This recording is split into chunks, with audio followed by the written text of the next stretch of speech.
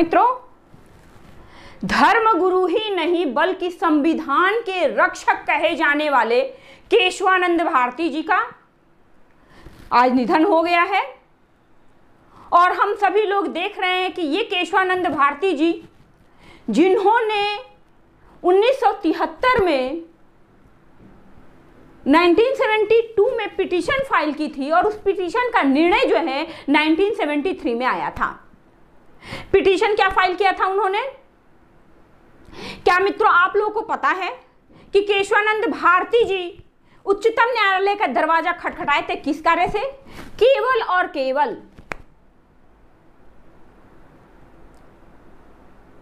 संपत्ति की सुरक्षा के लिए उन्होंने उच्चतम न्यायालय का दरवाजा खटखटाया था। Keshavananda Bharati versus state of Kerala.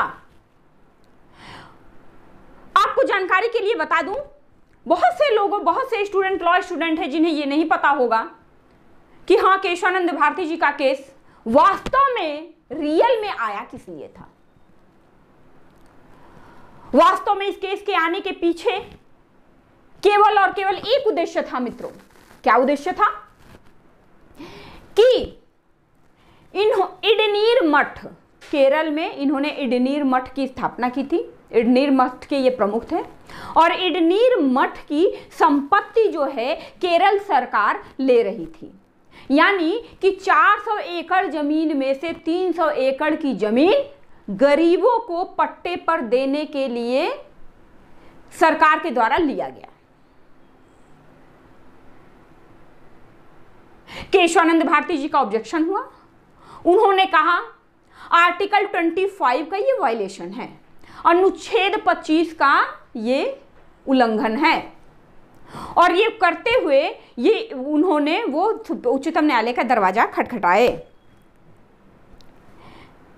भूमि सुधार कानून, केरल भूमि सुधार कानून जो कि 9वीं अनुसूची में भी रखा गया है, तो इस प्रकार उन्होंने 9वीं सूची को भी चैलेंज किया। लेकिन मित्रों, सभी लोगों को पता है कि 9वीं अनुसूची में जो जो चीजें स्थापित है उसमें जो भी मेंशन है उसको चुनौती नहीं दी जा सकती।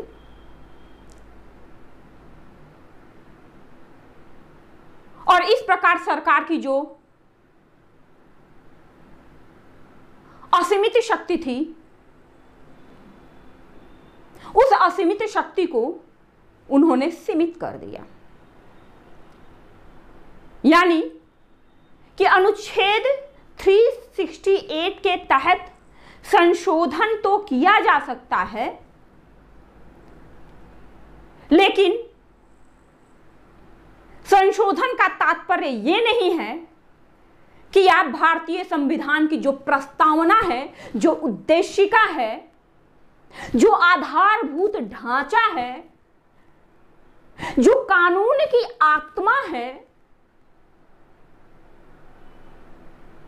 जो भारतीय संविधान की सोल है, आप उसे ही डिस्टर्ब कर दो, संशोधित करो और उसे ही प्रभावित करो। ये 1973 का पहला ऐतिहासिक फैसला उच्चतम न्यायालय के द्वारा आया था और सरकार की शक्तियों को सीमित करते हुए 13 जजों की संवैधानिक पीठ के तहत 7 और 6 के बहुमत से फैसला आया। मित्रों, आप लोगों को जानकारी के लिए बता दें कि टोटल 703 पे 703 पेज में यह जजमेंट आया। और मजे की बात तो यह है कि हमारे केशवानंद भारती जी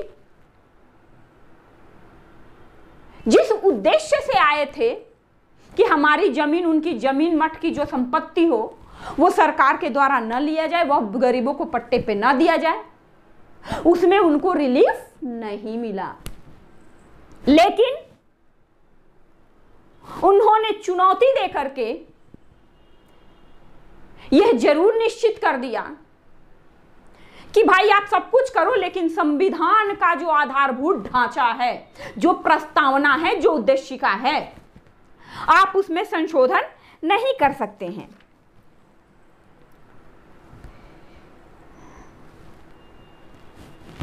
आप लोग को पता होगा कि केरल का भूमि सुधार अधिनियम 9वीं अनुसूची में शामिल था, जो कि 1963 का कानून था। और आप लोग को जानकारी के लिए बता दें कि केशवानंद भारती जी के वकील का नाम आईवी भट्ट था। क्या नाम था? आईवी भट्ट था।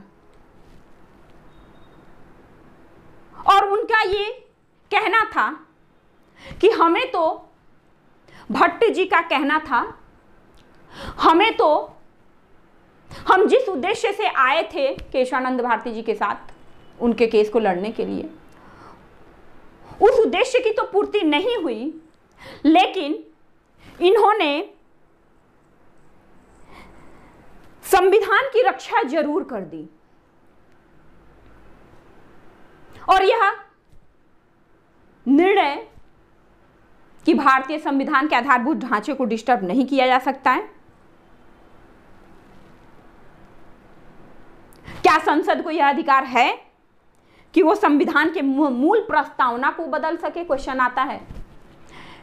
क्या सरकार को यह अधिकार है कि वह संविधान की मूल प्रस्तावना को बदल सके? तो मित्रों, नहीं। केशवानंद भारती जी को व्यक्तिगत राहत तो नहीं मिली, लेकिन एक महत्वपूर्ण सिद्धांत का निर्माण हुआ और संसद को संशोधन करने की शक्ति को, सरकार की संशोधन करने की शक्ति को सीमित जरूर कर दिया गया।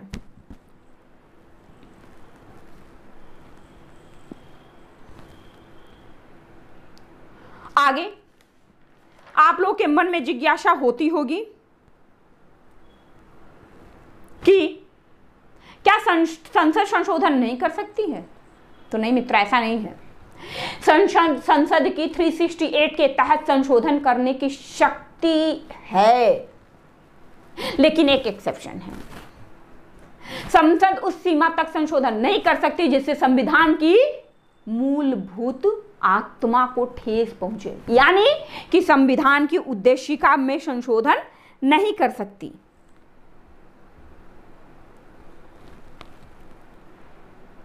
फिर जिज्ञासा हो रही होगी कि आखिर वास्तव में ये संविधान की प्रस्तावना, संविधान की उद्देशिका, संविधान की आत्मा कहते किसे हैं?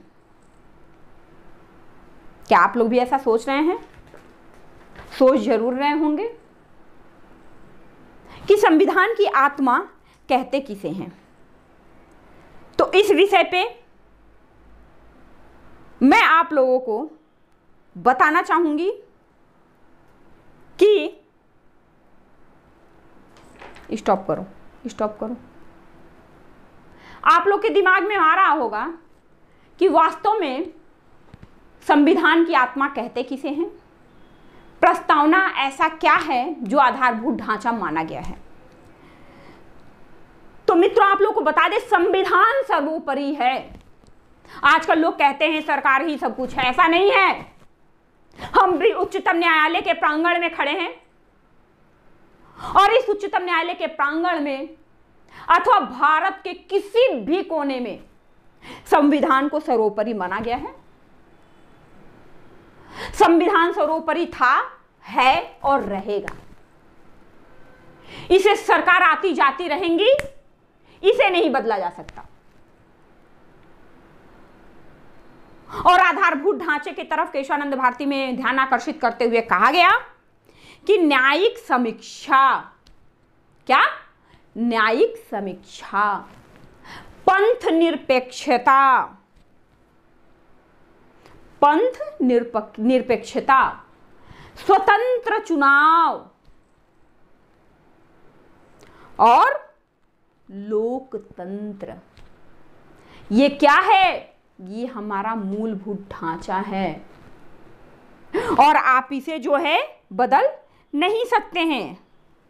संसद इस मूलभूत ढांचे को बिगाड़ नहीं सकती है, क्योंकि यह मूलभूत ढांचा ही संविधान की आत्मा है और इसी के ऊपर पूरा का पूरा 365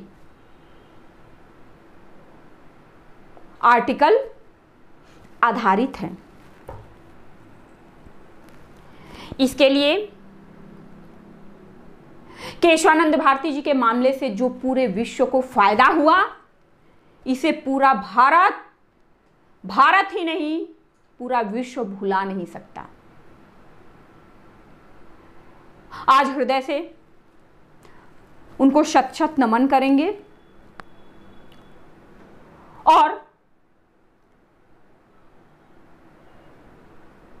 इस मामले का, Keshavananda Bharati versus state of Kerala के मामले का वैश्विक स्तर पे क्या प्रभाव पड़ा, विश्व के संविधान ने इसको कैसे लिया, हम इस विषय पर भी चर्चा अपने दूसरे आने वाले वीडियो में करेंगे।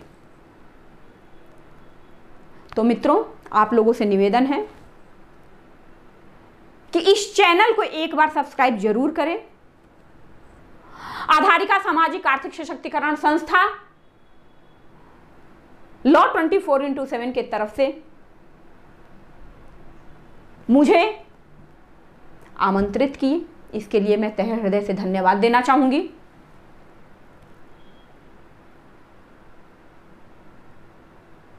ताकि जन जन तक कानून की जानकारी